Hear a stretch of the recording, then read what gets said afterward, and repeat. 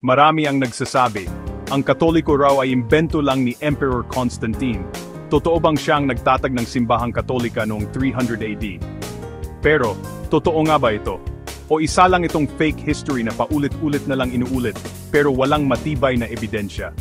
Ako po si Romel Catoliga Pagsaliksik. At sa video na ito, bubuksan natin ang kasaysayan, hindi base sa haka-haka, kundi sa tunay na dokumento at kasulatan ng mga unang Kristiyano. Kaya kung handa ka na matuklasan ang katotohanan, let's begin. Maraming anti-Catholic groups ang nagsasabing si Emperor Constantine daw ang founder ng Catholic Church dahil siya raw ang unang Roman Emperor na naging Kristiyano. At siya raw ang gumawa ng Roman Catholic Church matapos ang Council of Nicaea noong 325 AD.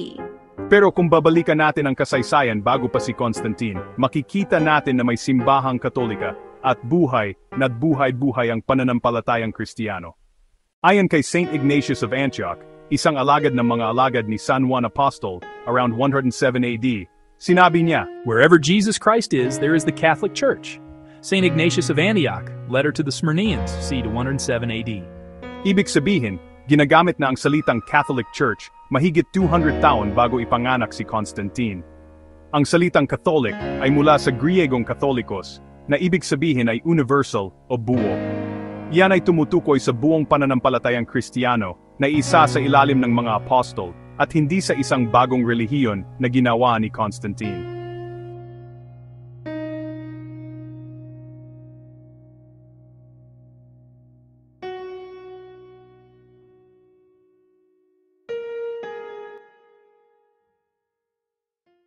Hindi niya itatag ang simbahan, pinayagan niya itong maging legal. Noon kasi, pinagbabawal ang Kristyanismo sa Roma. Maraming martir ang pinatay, sina Saint Peter, Saint Paul, at marami pang iba.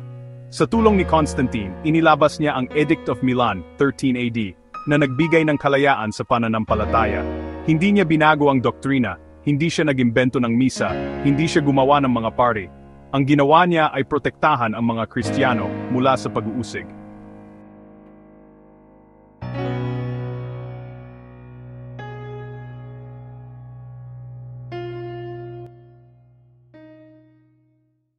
Marami ring nagsasabi na sa Council of Nicaea daw, doon lang ginawa ang Biblia, o doon lang itinuro na si Jesus ay Diyos.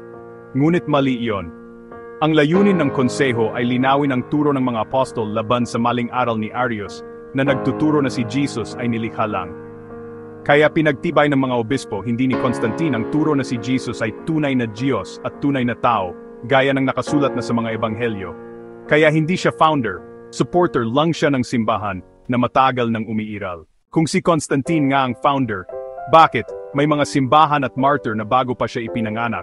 May mga kasulatang Kristiyano gaya ng Gospels at Letters of St. Paul, 1st century. May mga bishop succession na tuloy-tuloy mula kay Pedro hanggang sa mga sumunod na Santo Papa. Simple lang, ang Katolikong simbahan ay hindi imbento ni Constantine. Ito ay itinayo ni Kristo mismo sa pamamagitan ni San Pedro. And I tell you, you are Peter.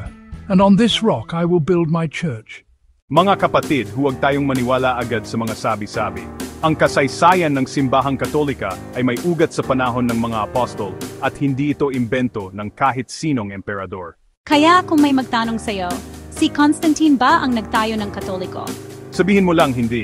Si Kristo ang nagtatag, si Constantine ay saksi lang sa patuloy na paglago ng simbahang iyon. Kung nagustuhan mo ang video na ito, huwag kalimutang i-like, i-share, at i-subscribe sa ating channel na Katolikong Tagapagsaliksik, kung saan ang katotohanan ay hinahanap, sinusuri, at pinapaliwanag ng may pananampalataya.